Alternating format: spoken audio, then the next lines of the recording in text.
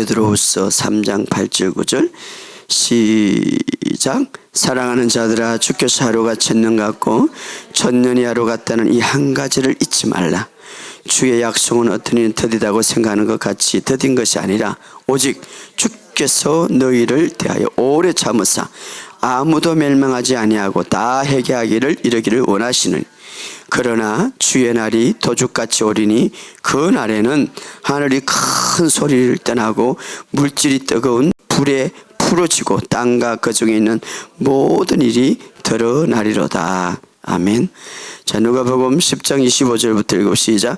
어떤 율법 교사가 일어나 예수를 시험하여 이르되 선생님, 내가 무엇을 하여야 영생을 얻으리까? 예수께서 이르시되 율법에 무엇이라 기록되었으면 내가 어떻게 읽었느냐?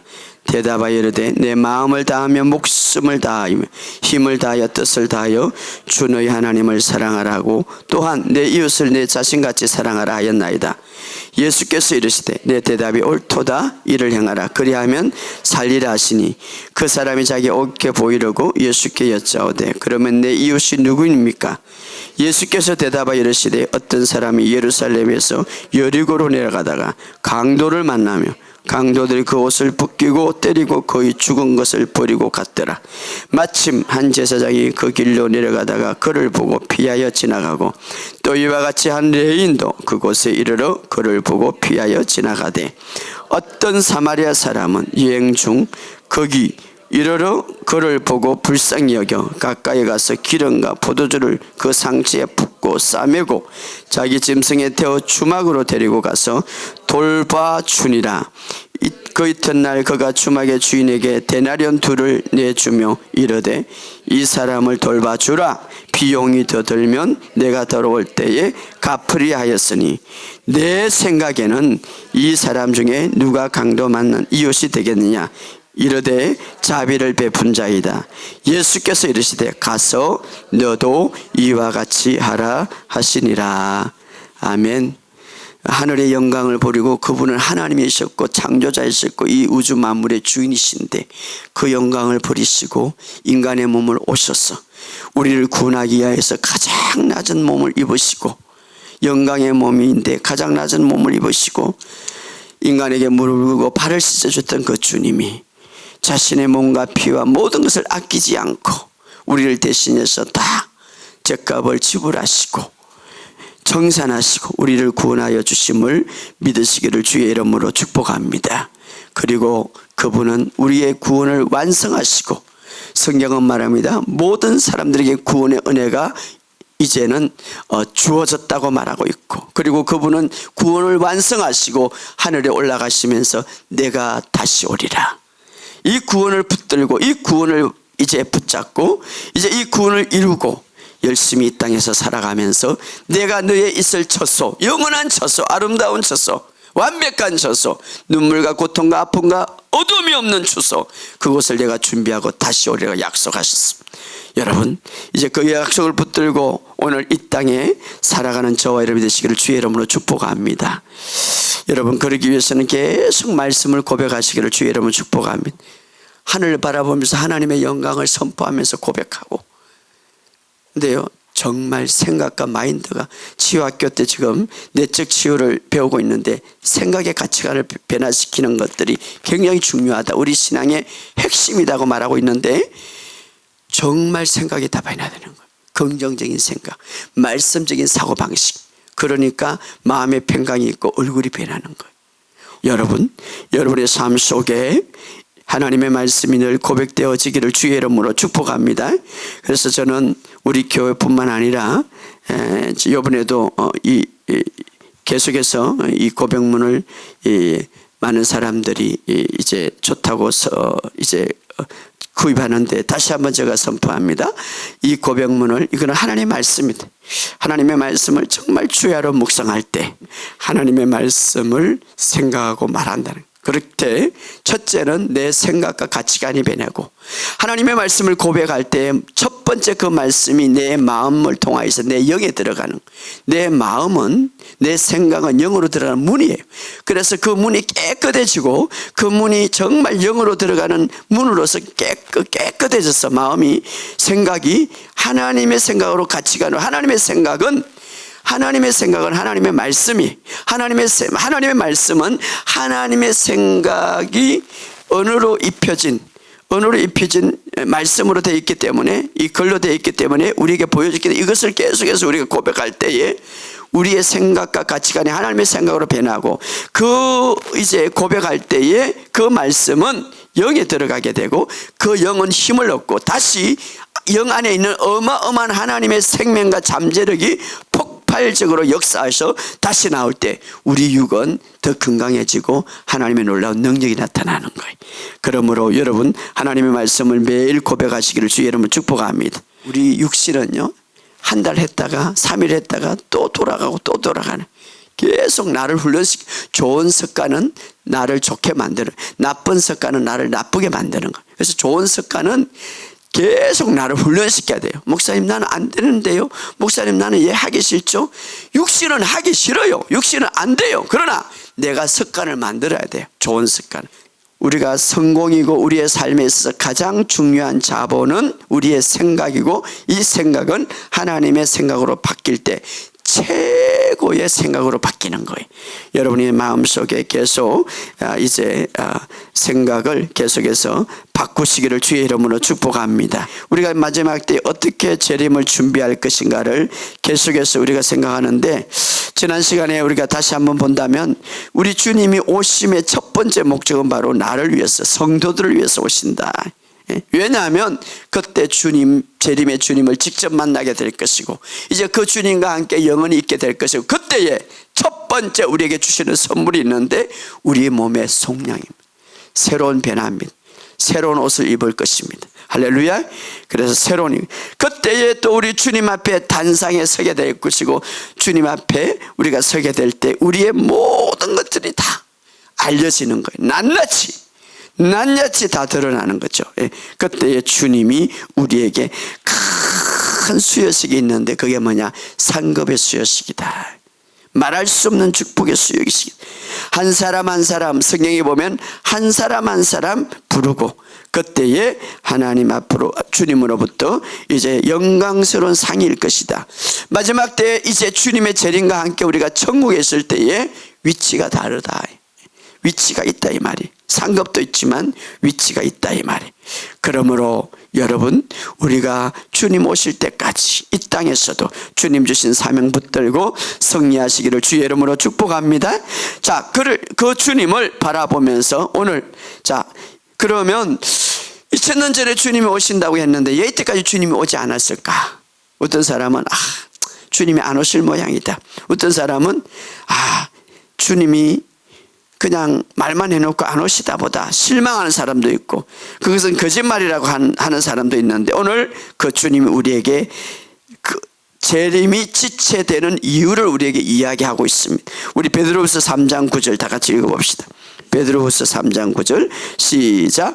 주의 약속은 어떤 이는 더디다고 생각하는 것 같이 더딘 것이 아니라 오직 주께서 너희에 대하여 오래 참으사 아무도 멸망하지 아니하고 다 회개하기 이르기를 원하. 그렇죠. 여기 보면 분명히 주님이 지체한 이유는 좀 더 많은 사람들이 구원받고 천국으로 오기 위해서다 이 말이에요. 당장 주님이 오늘 온다고 하면, 내일 온다면 지금 정말 믿지 않는 사람들은 지옥 가는 거예요. 두 종류밖에 없어요. 천국과 지옥이. 그러니까 지체하는 이유는 많은 사람들에게 더 구원의 은혜를 주시고자 하는 것이.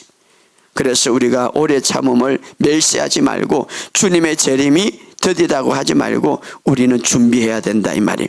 자, 주님은 모든 사람들에게 구원의 문을 열어놨습니다. 기억하시기 바랍니다. 모든 사람들에게 구원의 문을 열어놨지만, 그러나 멸망하는 인간도 있다 이 말이에요. 어떤 사람입니까? 그 구원의 문에 반응하지 않는 사람이에요. 자, 기억하시기 바랍니다. 디모데전서 2장 4절에 하나님은 모든 사람이 구원을 받으며 진리를 아는 데 이르기를 원한다고 했고, 디도서 2장 11절에 모든 사람이 구원을 주시는 하나님의 은혜가 주어졌다고 했습니다. 또 디모데전서 2장 6절에 모든 사람을 위하여 주님은 십자가에 죽으셨다고 말하고 있습니다. 그렇다면 구원의 문은 다 열렸어요. 중요한 것은 그 구원의 문에 인간이 반응하지 않을 때 끝까지, 때로는 멸망하는 인간도 있다 이 말이에요. 그러나 언제까지? 주님이 오래 참지 않는다 이 말이에요. 그 위에 바로 베드로후서 3장 10절에 이렇게 말합니다. 3장 10절 시작. 그러나, 중요하죠. 그러나 이렇게 오래 참는 건 아니다. 그러나 주의 날이 도둑같이 오리라. 그날에는 하늘이 큰 소리를 떠나고 물질이 뜨거운 불에 풀어지고 땅과 그 정에 있는 모든 일, 정말 어마어마한 엄청난 대환란이 일어났고 불의 심판이 있을 것인데, 그러나 도둑같이 순식간이다 이 말이에요. 순식간에 이루어진다 이 말이. 그러므로 우리가 어떻게 준비해야 됩니까? 11절 12절 시작. 이 모든 것이 이렇게 풀어지리니 너희가 어떠한 사람이 되어야 마땅하나 거룩한 행실과 경건함으로 하나님의 날이 임하기를 바라보고 간절히 사모하며 그 날에 하나님의 불에 타서 풀어지고 물질이 뜨거워 불에 녹아지르니와 우리는 그 약속의 의의가 있는 곳에 새 하늘과 새 땅을 바라보듯 분명히 그날은 어마어마할 것인데, 우리가 어떻게 준비하냐? 거룩한 행, 하나님 말씀을 붙들고 믿음으로 살아가라 이 말이. 오늘 우리가 이 사실을 알고 여러분 믿음으로 날마다 전진하는 저와 여러분이 되시기를 주의 이름으로 축복합니다. 그러면서 주님이 누가복음에 보면, 그러면 우리는 정말 오늘 교회 우리 모임의 전체를 말하고 또 우리 개인적으로 말하고, 오늘 교회가 어떻게 주신 사명, 주신 직분, 목사는 목사로서, 권사는 권사로서, 교회 셀리더는 셀리더로서, 교회 교사는 교사로서, 찬양 인도는 찬양 인도자로서, 또 여러 가지 주신 직분이 있고 또 사명이 있고 주님이 주신 모든 일들이 있는데, 어떻게 준비하고 진짜 주님이 원하는 것이 뭐냐 하는 것이죠. 그것을 너무나 감사하게도 주님이 직접 비유로 말씀해 주셨습니다. 그것이 바로 누가복음 10장에 있는, 이 비유의 주인공은 바로 주님이십니다. 주님이신데 이 비유를 통하여서 우리가 주님 오실 때까지 어떻게 준비하고 어떻게 살아가야 되는가, 어떻게 사명을 감당해야 되는가를 주님이 오늘 직접 비유로 준비하고 있습니다. 누가복음 10장 25절에 이렇게 말합니다. 한번 읽어봅시다. 시작. 어떤 율법사가 일어나 예수를 시험하여 이르되 선생님 내가 무엇을 하여야 영생을. 이 율법사는 예수를 선생으로 보았죠. 그러나 오늘 중요한 질문을 합니다. 어떻게 해야 내가 구원을 받습니까? 어떻게 해야 내가 천국 갈 수 있습니까? 라고 질문을 하죠.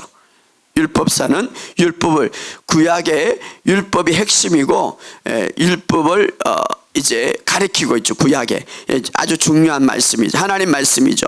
저 율법 교사들이. 그래서 어떻게 해야 내가 구원을 얻습니까? 어떻게 내가 영생을 얻습니까? 말하고 있죠. 모세 율법을 통틀한 사람이죠. 모세, 창세기, 레위기, 민수기, 신명기, 요수아 막 이 말씀을 애우는 거예요. 율법사들은 완전히 그 어마어마한 것을 애우고 하나님 말씀에 통틀하고 율법을, 다시 말해 하나님의 말씀을, 모세 오경을 가르치는 교사예요. 성경을 가르치는 교사다 이 말이에요. 성경을 가르치는 교사, 기억하시기 바랍니다. 그런데 그분이 예수님하고 어떻게 해야 영생을 얻을 수 있습니까? 구원을 얻을 수 있습니까? 오늘 다른 말로 하면 천국 갈 수 있습니까? 말하는, 하나님 나라를 갈 수 있습니까? 내가 무엇을 하여 영생을 얻을 수 있습니까? 마태복음 22장 36절에는 다른, 약간 좀 다르게 말하는데 어느 계명 중 큽니까? 이렇게 말합니다. 그때 예수님께서 26절에 이렇게 말합니다. 읽어봅시다. 시작. 예수께서 이르시되 율법에 무엇이라 기록하였으니 내가 어떻게 읽었느냐?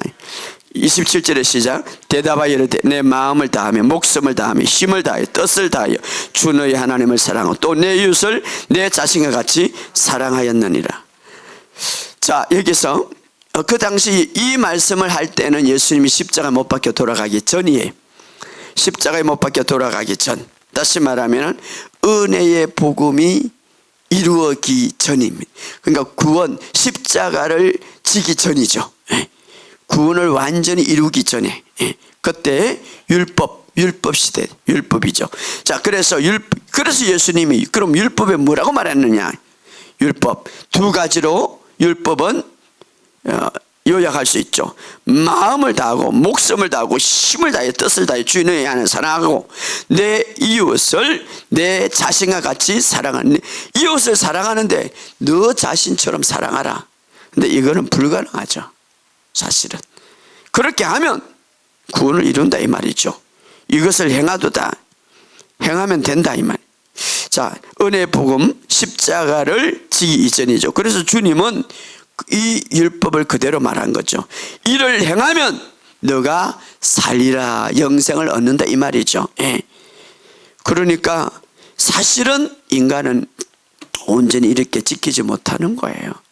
율법을 완벽하게 못 지키는, 어떻게 마음을 다하고 목숨을 다하고 힘을 다하고 뜻을 다해 하나님을 사랑하고 내 이웃을 내 자신같이 사랑한다는 거, 이건 안 되는 거예요. 그래서 주님이 십자가를 지기 위해서 오셨고, 그래서 주님이 율법을 완성하셨어요 사실은. 그런데 이것을 행하라, 그때의 은혜의 복음, 다시 말하면 십자가를 완성하기 전에, 구원을 완성하기 전에 사건이기 때문에. 자, 그때에 그러면 이 사람이 자기를 옳게 보이려고 29절에 어떻게 말합니까? 시작. 그 사람이 자기께 옳게 예수께 여짜오되 그러면 내 이웃이 누굽니까? 그럼 내 이웃을 사랑하라고 그래, 내 이웃이 누굽니까? 이렇게 말, 누굽니까?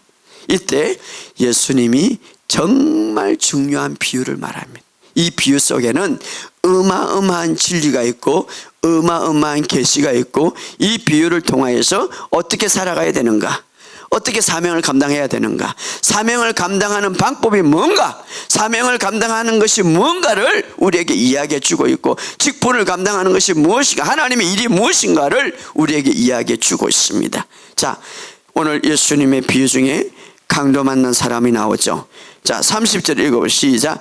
예수께서 대답하여 이르시되 어떤 사람이 예루살렘에서 여리고로 내려가 강도를 만나며 강도들이 그 옷을 벗기고 때려 거의 죽은 것을 버리고 갔더라. 자, 예수님이 직접 비유로 말하는 거죠. 어떤 사람, 예수께서 대답하여 이르시되, 어떤 사람이라고 그랬습니다. 예루살렘에서 어디로 내려간다고요? 여리고로 내려가. 누구를 만났다고요? 강도를 만났고, 그래서 거의 죽게 되었다. 굉장히 중요하죠. 성경 하나하나는 진리가 있고 성경 하나는 비유가 있어요. 지난 시간에 시간과 때, 둘째 날, 첫 하루, 이틀, 하나님의 시간과 우리의 시간은 다르다고 그랬습니다. 그 속에 하나님의 비밀이 있었다고 그랬습니다. 오늘 여기도 놀라운 비밀이 있습니다. 놀라운 하나님의 은혜가 있습니다. 직접 주님이 말씀하셨습니다. 우리가 이때에 정말 가장 귀중한 사역이 뭔가 하는 것을 우리에게 이야기해 주고 있고, 우리가 어떻게 사명을 감당해야 될 것인가를 이야기해 주고 있습니다. 자, 예루살렘은 높은, 이 지구상의 높은 고지대라고 합니다. 여리고성은 이 지구상에서 아주 낮은 고지대, 물론 예루살렘이 최고의 고지대는 아니지만 여리고 지역은 이 지구상에서 가장 학자들이 낮은 지대다라고 말해요. 그러니까 예루살렘에서 여리고로 내려갔다. 그럼 예루살렘은 어떤 곳입니까? 옛날부터 하나님의 도성이죠. 하나님이 도성, 성전이 있는, 하나님의 임재가 있는 하나님의 도성이죠. 그래서 하나님의 도시라고 말하고 있습니다. 영적으로. 여리고성은 어떤 것인가? 바로 저주받은 도시죠. 타락된 도시, 하나님을 떠난 도시. 그래서 애굽에서 이제 이스라엘 백성들이 노예 생활을 하면서 이제 가나안 땅을 첫 번째 여리고성이 그들이 있었습니다. 그때에 여호수아가 여리고성을 점령하고 나서 이렇게 저주합니다. 여호수아가 그때 맹사하여 이르되 누구든지 이 여리고성을 건축하는 자는 여호와 앞에 저주를 받으리라. 자, 다시 말하면은 하나님의 도시에서, 하나님의 도시를 벗어나서 세상의 도시, 저주의 도시로 빠져나간 것이죠. 영적으로 말하면 그때 누구를 만났습니까? 강도를 만난 거죠.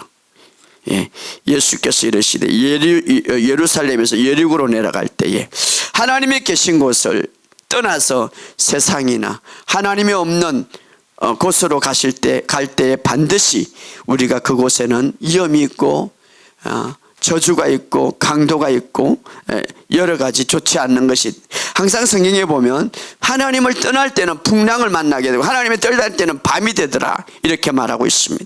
여리고성은 세상과 같은 것이죠. 전혀, 여러분, 세상 속에서 주님이 전혀 없는, 희망이 주님이 전혀 없는 곳에서 내가 소망을 채우고 희망을 채우려 한다면 그때에 누구를 만나? 강도를 만날 수 있는 거예요. 강도는 누굽니까? 요한복음 10장 10절에 도둑이 오는 것은 도둑질하고 죽이고 멸망시킨다. 도둑 누굽니까? 강도죠. 이 강도는 마귀의 가장 큰 주범으로 상징하는 거죠. 이 강도는 뭐합니까? 우리의 젊음을 빼앗고 우리의 건강을 뺏고 우리의 물질을 뺏고 심지어는 옷을 빼앗아, 옷도 빼앗을 뿐만 아니라 우리의 가진 것을 모두 빼앗아, 여기 오늘 본문에 보면 그 몸까지 상하게 해서 거의 죽게 만들었더라. 이것이 사탄의 특징입니다. 강도죄, 끊임없이 우리에게 질병을 주고 우리에게 초조함을 주고 우리의 고통을 주는 것, 끊임없이. 그래서 여러분들이 이 세상에서 우리가 정말 하나님의 임재 속에 살아가는 것, 하나님의 임재 속에 우리가 기름 부음 속에 살아가는 것이 얼마나 중요한지 몰라요. 왜? 강도들이 있기 때문입니다. 기억하시기 바랍니다. 강도는 어둠 세력 속에서, 어둠의 세력 속에서 정말 우리의 삶 속에 끊임없이 도둑질하고 있는 강도다 이 말이에요. 강도. 자, 여기서 오늘 중요한 것은 오늘 기독교를 강도는 사용합니다. 이것은 바로 모두 다 이제 모두 지금 여기에 비유되는 모든 사람들은 누굽니까? 기독교와, 다시 말하면 종교와 연결되는 것이죠. 어떻게 기독교를 마귀들은 사용합니까? 어떻게 우리가 예수 믿는 사람들은 교회를 어떻게 사용합니까? 종교화 만드는 거예요. 율법화 만드는 거죠. 많은 사람들이 기독교가 뭔지 모르는 거예요. 여러분, 기독교는 여러 교회 중에서, 여러 종교 중에서 하나다 아니에요.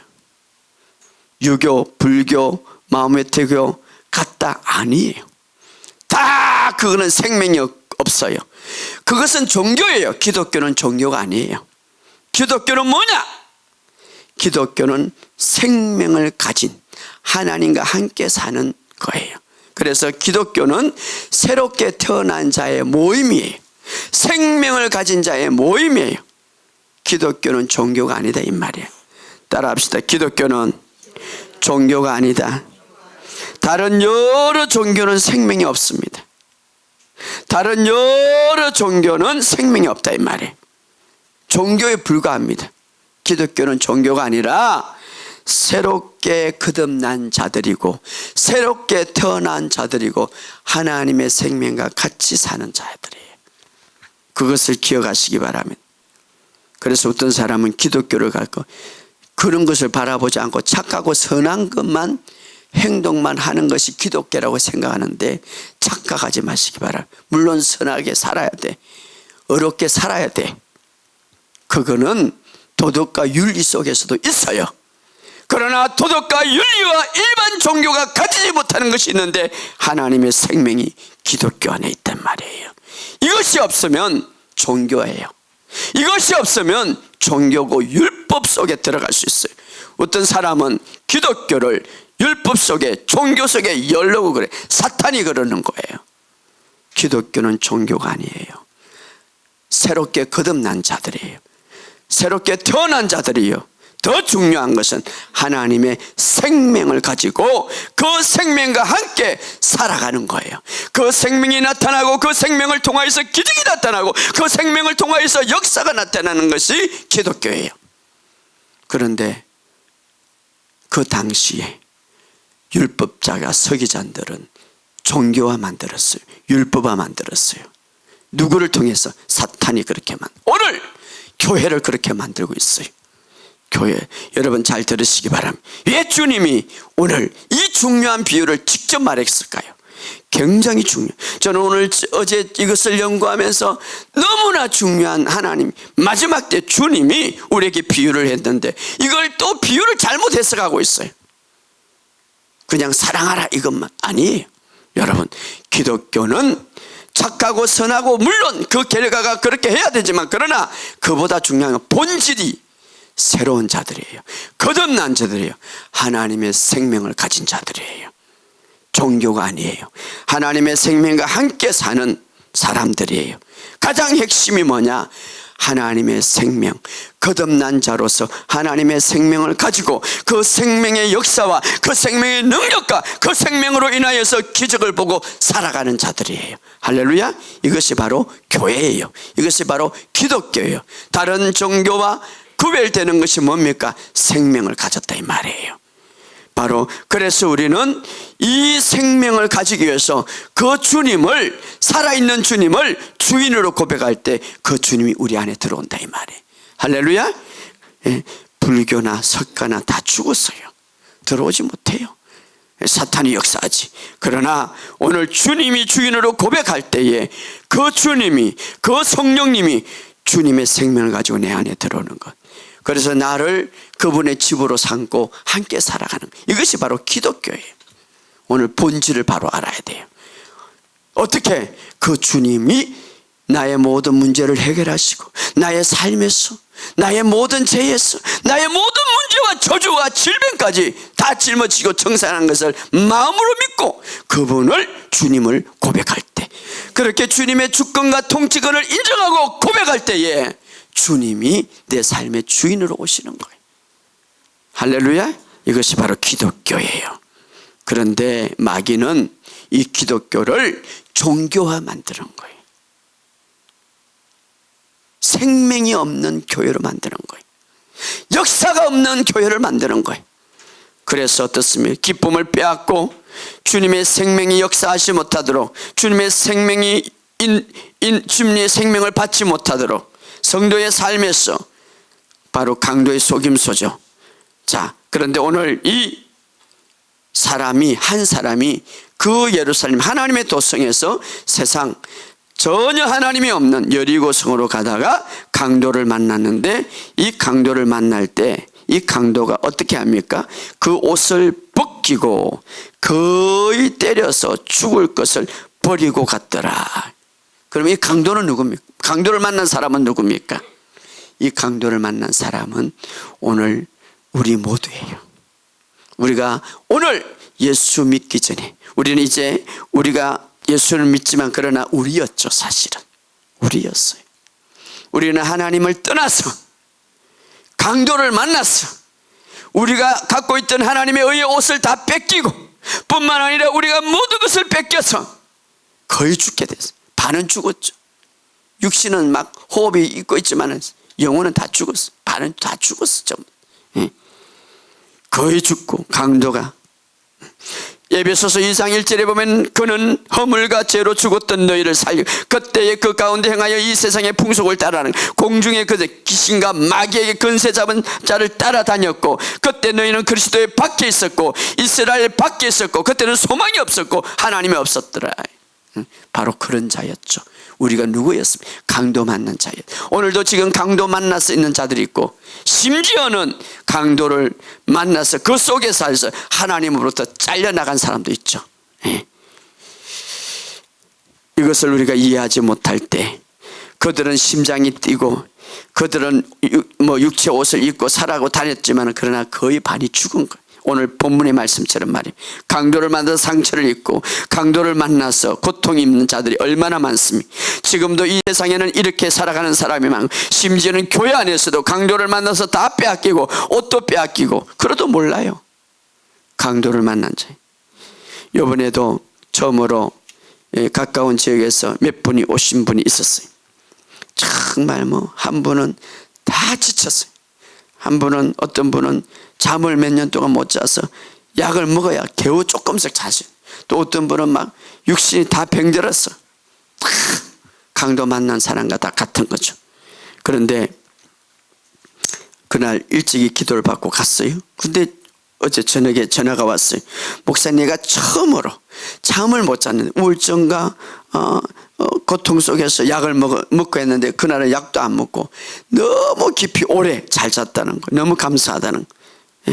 하나님의 생명이 들어갈 때에 그 모든 것이 치유가, 역사가 일어나는, 오늘 교회 안이나 교회 밖에 이 강도를 만나서 도둑질 당하고 건강과 물질 속에 이 도둑질 당하는 것이 얼마나 많은지 몰라요. 때로는 조울증으로 말입니다. 우리 지휘학교 때 어떤 자매가 오는데 그분은 두려웠어. 바깥을 나가 차도 못하는. 그래서 여기 금요일 한 번 와가지고 기도받고 혼자서 지금 지휘학교 열심히 다니고 몇 시간을 차를 타고 말입니다. 강도를 만나서 학대를 당하고 참 슬픈 일이죠. 오늘 이 세상에는 강도의 무법청이에요. 오늘 본문에 강도를 만난 이 사람은 거의 죽게 되었더라. 우리도 과거에는 강도 만난 자였습니다. 그러나 예수님 때문에 살아난 것을 믿으시기를 주 여러분 축복합니다. 자, 이때 강도를 만나서 거의 죽게 되는데 이때 주님이 계속 비유합니다. 31절에 마침 읽어보시죠. 시작. 마침 한 제사장이 그 길로 내려가다가 그를 보고 피하여 지나갔고 또 이와 같이 한 레인도 그곳에 이르러 그를 보고 피하여 가. 두 사람은 아주 중요한 거예요. 자, 한 제사장과 한 레인. 제사장은 성전의 안에 있는 사람이고 레위는 제사장의 직분을 돕는 사람이죠. 이 두 사람은 하나님을 알고 있습니다. 이 두 사람은 하나님과 교제하는 사람이. 그럼에도 불구하고 이 강도 만난 사람 전혀 도우지 않고 피하고 있죠. 바로 종교인들이에요. 바로 율법자들이에요. 거룩함을 외치지만 그러나 진짜 주님의 임재가 없는 사람들, 주님의 기름 부음을 없는 사람, 강도를 만나 저희 죽게 된 사람을 그냥 놔놓고 갔더라. 자, 오늘 종교는 생명을 주지 못해요. 교회를 종교화시키죠. 피하여 갔더라. 교회 안에는 강도가 때리고 죽이고 교회 안에는 영적으로 여러 가지 많은 일들이 있고 마귀가 도둑질하고 있는데도 옷을 빼앗아가는데도 불구하고 목숨을 위험하게도 불구하고 있는데 그것을 모르죠. 예수 이름을 사용할지도 모르고 강도를 잡을지도 모르고 그들을 싸매줄지도 모르는 종교인들이죠. 그 당시에 실질적으로 제사장과 레위는 그 당대의 교회의 지도자들이에요. 사실은 그 당대의 교회 지도자들. 이 비유 속에서는 바리새인과 율법 교사들을 말하고 있죠. 오늘 우리가 이 교회를 알아야 되는 거예요. 교회 종교와 전혀 하나님의 생명과 능력을 일으키지 못하고 나타내지 못하는 거죠. 교회가. 오늘 교회가 무엇을 해야 되는가를 주님이 그 당대의 지도자들을 통하여서 오늘 우리에게 주는 교훈이에요. 생명을 줘야 되고 살려야 되고 강도 만난 사람을 살려야 되는 거예요. 그런데 피하여 간 거예요. 왜? 자기도 모르니까, 자기도 못하니까. 강도 만난 사람을 무서워하고 도망가는 거예요. 교회 안에 어둠 속에 사로잡힌 사람을 무서워 도망가는 거예요. 얘 모르니까. 예수 이름을 사용할 줄 몰라요. 강도 만난 사람들이 엄청나게 교회 안에 맞는데도 불구하고 무시하고 다 떠나가는 거죠. 지금 그 강도가 도둑질하고 죽게 만들고 있는데 안 하는 거죠. 그래서 이제는 마지막에 어떤 사람을 등장시킵니까? 예수님이 33절에 다 같이 읽어봅시다. 시작. 어떤 사마리아 사람은 여행 중에 그 길을 그를 보고 불쌍히 여겨. 자, 여기 핵심은 바로 이거예요. 어떤 사마리아인이. 어떤 사마리아인이 누구인가 그런 거죠. 그동안 우리가 배울 때는 육신의 사마리아인을 이야기하고 우리가 배웠는데 아니. 자, 여기 사마리아인이라고 그랬는데 여기 앞에 어떤 사마리아인, 어떤이라는 게 굉장히 중요하죠. 자, 그 당시에 유대인과 사마리아인은 굉장히 눈도 마주치지 않고 대화도 하지 않았어요. 사마리아인은 팔레스타인이죠. 그래서 저들은 혼혈 아이들이다. 그래서 유대인이 아니다, 하나님 백성이 아니다라고 말하고 있습니다. 이방인이라고 말해요. 그러나 사마리아인들 우리도 유대인이라고 말하고 있습니다. 그래서 굉장히 그들은 서로 미워하고 서로 좋지 않게 말하는 거죠. 그런데 오늘 이 비유 속에서 충격적인 비유를 예수님 말하죠. 유대인 중에서 유대인의 가장 존경하고 성품과 인품과 종교와 모든 그 당시의 종교, 그 당시의 기독교, 그 당시의 모든 종교적으로 모범적이고 성품이 굉장히 중요하고 따라가야 될 바리새인과 레인이 그냥 가버렸다 이 말이에요. 그러나 그 당시에 미워하고 그 당시에 이야기하지 않고 하나님의 나라에 벗어났다고 유대인들이 말하는 어떤 사마리아인이 그를 긍휼히 베풀었다. 이건 충격적인 거죠. 굉장히. 그럼 어떤 사마리아는 누구인가 하는 것이죠. 여행 중에 거기에 이르러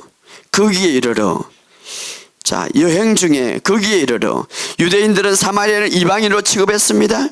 그런데 그 어떤 사마리아인이 여행 중에 거기에 이르러 중요한 것은 이 사마리아인은 누구냐 하는 것이죠. 바로 이 사마리아인은 예수 그리스도를 말하는 거예요.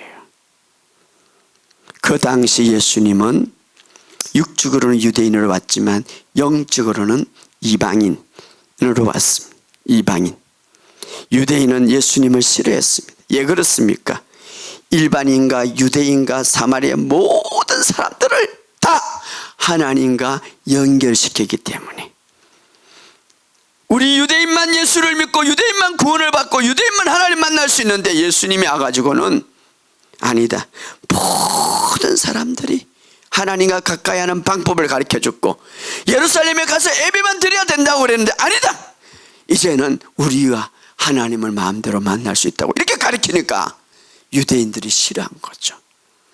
네. 생활 속에 하나님을 만날 수 있다고 말하고 있으니까 모든 사람들은 하나님을 사랑하고 죄인들은 하나님을 사랑한다고 그러니까 유대인들이 싫어하는 예수님을 배척한 거죠. 유대인이 아니라고 말합니다. 미워했습니다. 그래서 그 당시 유대인들에게는 예수님은 이방인이 되었고 영적인 이방으로 오셨습니다. 그래서 어떤 사마리아라고 말하고 있습니다. 여기 있어. 예수님이 어떤 사마리아 여행 중에 누구를 만납니까? 그 강도 만난 사람, 강도 만나서 거의 죽게 된 사람을 만나게 되죠. 오늘 하늘의 영광을 버리고 하나님께서 직접 우리에게 찾아오셨습니다. 우리가 먼저 하나님 앞에 나갈 수 없는 거예요. 우리가 하나님을 뵐 수 없는 거예요. 그러나 하나님이 우리를 인간의 몸을 입고 찾아오신 거예요. 우리는 하나님의 계신 곳을 갈 수 없지만 우리가 있는 이곳에 하나님이 오신 거예요. 할렐루야. 천국을 갖고 예수님이 오신 거예요. 자, 거기에 이르러 그를 보고 불쌍히 여겨. 예수님이 우리를 위해서 오셔서 어떻게 했습니까? 우리를 불쌍히 여겼어요. 예수님이 오셔서 우리를 위해서 십자가를 지시고 저주를 받으시고 심판을 받으셨습니까? 우리를 불쌍히 여기기 때문에. 할렐루야. 여러분, 예수님은 우리를 불쌍히 여긴 것. 이제 우리를 불쌍히 여겨서 예수님은 어떻게 우리에게 고쳐주고 싸매주고 치유하셨는가를 34절에 이야기하고 있습니다. 한번 다 같이 읽어봅시다. 34절 시작. 가까이 가서 기름과 포도주를 그 상처에 붓고 싸매고 자기 짐승에 태워 주막으로 데려가서 돌봐주니라. 가까이 가서 주님은 우리 가까이 오셨습니다. 우리 안에 오셨습니다. 그분은 누굽니까? 사마리아인. 어떤 사마리아인? 바로 주님이십니다. 주님이 우리가 있는 곳에 오셨습니다. 가까이 오셨어. 우리가 강도를 만나서 거의 죽게 되었고 정말 심장은 뛰지만 죽은 사람과 같았습니다. 옷이 벗기고 모두 다 거의 죽어가는 우리를 주님은 가까이 오셨어. 우리를 싸매 주셨는데 어떻게 했습니까? 기름을 붓고 상처를 싸매고 기름이라는 건 성령을 부어주셨습니다. 성경에 보면 주님이 너희 성령을 받아라. 그 다음에 포도주 뭘까? 성령의 기쁨을 주셨습니다. 그리고 자기의 짐승을 태워서 여러분 주님이 했던 짐승 주인이 타고 가던 짐승을 자기가 내려서 우리를 태웠다는 것 주님의 십자가를 통하여서 우리의 모든 교환 정서로 바꾸었습니다. 그게 뭡니까? 주님 우리가 갖고 있는 질병 우리가 갖고 있는 죄 우리가 갖고 있는 모든 가난을 주님은 가져가셨고 대신 주님의 건강을 우리에게 주셨고 대신 주님의 의를 우리에게 주셨고 대신 주님의 성리를 우리에게 주셨고 대신 주님의 의를 우리에게 주셨다 이 말이에요. 할렐루야. 예? 자기의 짐승을 태웠다는 것은 어떻습니까? 모든 위치를 바꿔버렸다는 것이죠. 주님이 대신 우리에게. 그리고 어디로 갔습니까? 여기 보면은 주막으로 짐승을 태워 주막으로 데려가 돌봐주고, 오늘 주막은 저는 교회를 상징하는 교회. 자, 교회라는 곳을 남겨두고 그게 돌봐주고, 그 다음에 중요합니다. 이제 교회가 어떤 역할을 해야 되는가. 35절에 시작. 그 이튿날 그가 주막의 주인에게 데나리온 2를 내어주며 이르되 이 사람을 돌아보라. 비용이 더 들면 내가 돌아올 때에 갚으리라 하였느니라. 데나리온 2. 또 여러분, 하나님의 말씀 가운데 한 구절 한 구절마다 하나님의 비밀이 있고, 한 구절 한 구절마다 하나님의 섭리가 있고, 하나님의 놀라운 것이 있습니다. 자, 하루가 1000년 같고 1000년이 하루 같은, 하나님의 시간과 우리의 시간은 틀린. 항상 하나님은 창세기부터 계시록까지 모든 단어마다 하나님의 말씀마다 연결이 되어 있고 해석이 되어 있고 일체성과 동일성을 갖고 있는데, 여기도 데나리온 2이야. 자, 데나리온 2이라고. 이것은 그 당시 로마 은하이죠. 자, 당시 노동자 하루 일당이 바로 한 단위의 데나리온인데, 데나리온 2. 마태복음 20장에 이제 마지막 주님이 이제 마지막 주님이 십자가에 못 박혀 돌아가기 전에 포도나무의 비유가 나오는데, 하루를 일하면 한 데나리온을 주도록 했죠. 한 데나리온. 여기 보면 2 데나리온, 이틀장이죠. 이틀. 오늘 이제 주님의 시간과 우리의 시간은 틀린데 주님이 2 데나리온을 주셨다. 이 말은 어떻습니까? 주님이 오실 때까지 오늘 교회에게, 주막 교회에게 이 모든 치유와 이 모든 회복과 이 모든 것을 관리할 수 있는 풍성한 것을 다 주었다. 이 말이에요.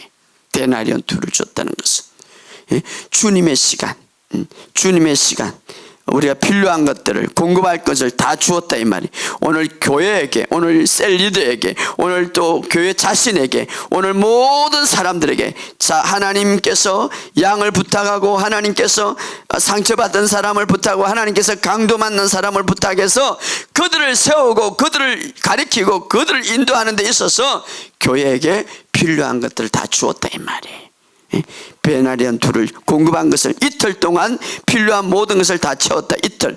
하나님의 시간은 이틀이지만 우리의 시간은 벌써 하루가 1000년 같다. 이 말. 그래서 예수님이 올 때까지 우리가 관리하고 우리가 치유하고 하나님의 일을 할 수 있는 모든 것을 누구에게 주었나? 교회에게 다 주었다. 이 말이에요. 교회라는 것은 바로 우리 자신을 말하고 우리 주 생명교회 전체를 말하는 거예요. 우리에게 다 주었다. 이 말. 예. 주님 오실 때까지. 그런데 더 중요한 것은 주님이 충분하게 줄 뿐만 아니라 주님이 뭐라고 말합니까? 내가 돌아올 때에 갚으리라. 여기 참 중요한 것이죠. 비용이 더 들면 따라합시다. 내가 돌아올 때에 갚으리라. 35절에 이 사람을 돌봐주라. 이 사람을 돌봐주라. 이런 사람들을 돌봐주라. 강도를 만나고 상처받고 죽어가는 사람들을 돌봐주라. 그러나 비용은 다 주었다. 이 말. 그러나 만약에 더 들고 더 너가 수고할 때 내가 다시 와서 그 비용을 반드시 갚으리라, 보상하리라. 이 말이 오늘 우리 교회에게 주신 놀라운 하나님의 축복들이 있죠. 예. 교회를 향하여 주님은 이렇게 말합니다. 나는 공급할 자로서 필요한 2 데나리온이라는 이 말은 정말 영적으로 말하면 하나님의 시간과 우리의 시간 다 틀린데 이틀 동안 쓸 필요한 모든 것들을 다 주었다. 다시 말하면은 하나님의 시간은 이틀이지만 우리의 시간은 주님 오실 때까지 필요한 것들을 다 주었다. 이 말. 자, 그렇다면 오늘 교회에게 부탁합니다. 돌봐주라. 따라합시다. 돌봐주라. 주님은 우리에게 부탁하면서 모든 필요한 걸 주면서 내가 다시 올 것이라고 말하고 있습니다. 첫째는 다시 올 것이다. 두 번째는 다시 오면 분명히 내가 갚으리라. 자, 이렇게 하면서 이 비유를 마치면서 이제 주님은 아주 중요한 것을 말합니다. 36절 다 같이 읽어봅시다. 시작. 내 생각에는 이 사람 중에 강도 만난 자의 이웃이 강도에 맞는 자의 이웃이 되겠냐. 여기서 말하는 사람은 너를 이렇게 사마리아처럼 사랑하라 이 말 안 했어요. 여기서는 먼저 따라합시다. 누가 강도 만난 자의 이웃이 되겠느냐. 자, 물론 강도 만난 자의 이 강도 만난 사람은 사마리아인은 사랑해서 그런 거죠. 그러나 먼저 누가 강도 만난 자의 이웃이 되겠느냐. 여기 세 사람이 누굽니까? 제사장과 레위인과 어떤 사마리아인. 자, 누가 이웃이 되겠느냐 이 말이에요. 누가 이웃이 되겠느냐. 자, 사마리아인은 누굽니까? 오늘 어떤 사마리아인 누굽니까? 예수님이. 예수님은 진정한 강도 만난 사람의 이웃이라. 여러분이 어둡고 여러분이 힘들고 여러분이 고통받을 때 여러분이 마귀에게 사로잡힐 때 여러분이 어떤 말 진짜 이웃 진짜 여러분을 구원할 사람은 바로 어떤 사마리아 예수님이었습니다. 누가 이웃이 되게 그러면서 이제 우리에게 이같이 말합니다. 37절에 시작. 이르되 자비를 베푼 자이다. 예수께서 이르시되 가서 너도 이와 같이 하시라. 가서 너도 이와 같이 하라. 너도 어떤 사마리아처럼 하라. 다시 말하면 어떤 사마리아는 누굽니까? 예수님입니다. 예수님처럼 예수님이 그래한 것처럼 예수님이 긍휼을 베푼 것처럼 예수님이 강도를 만나서 이제 치료한 것처럼 예수님이 돌봐준 것처럼 예수님이 사랑한 것처럼 너도 그렇게 하라 이 말이에요. 너도 이렇게 하라 이 말이에요. 누구처럼? 어떤 사마리아 즉 예수님처럼 이 말이에요. 오늘 예수님이 어떤 사마리아를 비유를 통하여서 바로 예수님이 이리 한 것처럼 너도 강도 만난 자를 치유하고 이렇게 장비를 베푸고 이제 긍휼을 베풀래 말이에요. 자, 오늘 결론적으로 말씀드립니다. 우리는 지금 정말 말세를 지나고 있는데 어떤 시간을 지납니까? 이틀을 지나고 제3일째를 맞이하고 있습니다. 자, 이틀. 오늘 우리에게 필요한 모든 우리가 써야 필요한 우리가 주님을 위하여서 헌신하고 주님을 위해서 봉사할 때에 그 모든 재능과 그 모든 것을 할 수 있는 능력을 우리에게 주었습니다. 풍성하게 말입니다. 그럼에도 불구하고 오늘 주님은 우리 교회들에게 말합니다. 오늘 개인 한 사람들에게 말합니다. 오늘 셀리들에게 말합니다. 오늘 목사들에게 말합니다. 오늘 집사들에게 말합니다. 오늘 모든 교회 직분들에게 말합니다. 돌봐주라. 내가 다시 오겠다. 그리고 비용을 들쓰면 내가 내게 반드시 보상하겠다. 반드시 보상하겠다. 예. 그러면서 뭐라고 말합니까? 내가 돌아올 때 갚으리라. 이제 이틀을 지나고 우리가 이틀을 지난 때를 살고 있습니다. 주님이 이제 곧 오실 때가 얼마 남지 않았습니다. 주님이 우리에게 마지막으로 부탁합니다. 그 부탁이 뭡니까? 이 사람을 돌봐주라. 오늘 이 사람들은 누굽니까? 여러분 오늘 생각해 보시기 바랍니다. 내 주변에 이 사람들은 누굽니까? 오늘 교회가 돌봐야 할 사람들은 누굽니까? 오늘 내가 돌봐야 할 사람들은 누굽니까? 주님 부탁합니다. 교회들이요, 이 사람들을 돌봐주라. 그리고 비용이 들면 내가 반드시 돌아올 건데 내가 반드시 갚아주겠다. 주님은 말합니다. 누가 이웃이 되겠느냐? 자비를 베푼 자입니다. 그러면 너도 이와 같이 행하라. 주님이 우리에게 말하고 있습니다. 오늘 진정으로 오늘 우리의 삶 속에 우리 주변에 강도 만난 사람들이 얼마나 많습니까? 우리는 과거에 강도 만났던 사람들입니다. 오늘 우리가 교회가 되었고 하나님의 생명을 가진 사람, 주님이 우리에게 말합니다. 내가 교회에 부탁하노라. 주님이 이 본문 속에서 어제 읽을 때 간절하게 부탁하는 것을 주인에게, 주막에게 이렇게 저는 묵상해 볼 수 있습니다. 주막에게 손을 붙잡고 내가 부탁한다. 내가 부탁한다. 내가 부탁한다. 이 사람을 정말 내가 부탁한다. 잘 돌봐줘라. 그리고 내가 올 때에 비용이 들면 더 내게 보상하겠다. 주님이 오늘 이제 우리에게 부탁하는 말씀, 오늘 마지막 부탁을 우리가 꼭 기억하면서 우리의 삶 속에 정말 주님이 그리한 것처럼, 주님이 긍휼을 베푸신 것, 주님이 사랑을 행한 것처럼 오늘 우리도 강도 만난 자들을 구원하고 싸매주고 치유하고 살리는 저와 여러분 되시기를 주의 이름으로 축복합니다. 오늘 너도 이와 같이 행하라고 말하고 있습니다. 오늘 우리의 삶 속에 이 사명을 감당할 수 있도록, 오늘 우리에게 또 주님이 오실 때가 됐는데 이것을 행할 수 있도록 우리 주여 한번 외치고 다 같이 통성을 기도합시다.